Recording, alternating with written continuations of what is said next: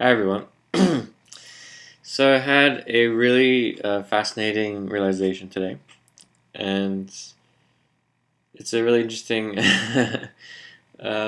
situation to see, to understand that when we speak our words, whenever we speak, to another person, whenever we speak to another person, our words build them, create them, change them, has an effect on them, has an influence on them. How is this the case, and why am I saying this? Let's start with a really interesting perspective that um, if you were alone in existence, that only you existed, would you ever really need to speak? Like, speak out loud? No, there wouldn't be a need to. Maybe do it for fun, to play with the sounds and play with yourself. Yeah, but, it's not like you're speaking to someone, right? Now, if there are people here around you, unless there's a need to speak, there is no need, right? So either are in the moment there's a requirement for you to speak, there's a need to, or you do it for fun, like as if you're expressing with yourself. You play, you express. But in the moments when you see that something's going on, like let's say there's a fire, then there's a need to speak. You're like, hey, look, there's a fire, call 911. You know. So, or another situation where you see something's happening, and so you need to speak. So here, when you speak to another person, from that point of needing to speak, then it's really for them or for everyone or for what's best for all. It's not for, let's say, enjoyment point or self-expression point. Where in that moment, your self-expression needs to be aligned with what is needed for that moment. And the fact of the matter is, in this reality, in this world, whenever you speak to another person, there is an opportunity to build that person or destroy that person. You are either adding to their lives, being supportive, being constructive, being stable, or you are bringing them down. You are either reacting, you are bringing their emotions out, you're tearing them apart. So,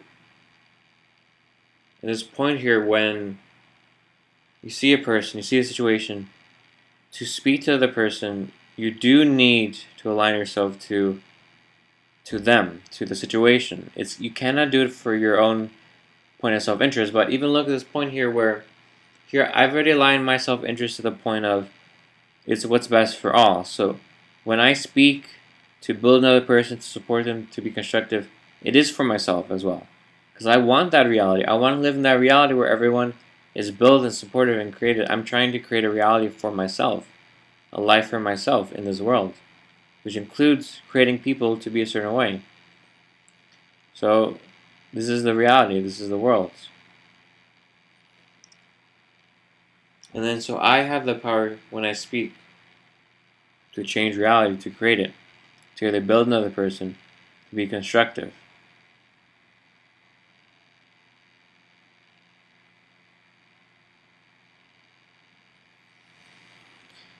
And this isn't from a point of superiority, because it's not even for that. If you search superiority is for a feeling and an experience, superiority is an emotion. It's a self-definition, which is separate from other people. And so when you build another person, you are building it for them. And when I say that, I'm saying it like that. I'm not saying it, oh yeah, I'm building you secretly for myself, for my own enjoyment. It's for the other person. It's for life. It's for everyone. And that's common sense. So, really, when you look at the point of speaking to the person, the primary point that has to come first before anything else is what's best for them, what's best for all. Building them, constructing them, supporting them. And yes, because you have your point of responsibility where you do create and affect them and create the world. For example, if you're seeing they're doing something harmful, by pointing it out and by supporting them, by being there for them, You're building them, you're creating them. If you didn't do that, then you wouldn't be building them, you wouldn't be creating them. You either would be neutral and just watching them do it, or you would be tearing them down, creating more reactions, creating more problems within them. And so that point of building another person has to come first whenever you speak. That has to come first, not what you personally would like to enjoy. Makes sense? So that's the point, and that's it. And it's really about the reality you want to live in. Do you actually want to be a creator in reality? You want to support life? You want to build? Or what do you want to do? You want to just mess around and have fun, not care really? Or, realize that you can have fun after you're taking care of what's needed to be done, right? Taking care of responsibilities. That's that basic point. When you speak, you're going to be influencing the person. You're going to be having an effect.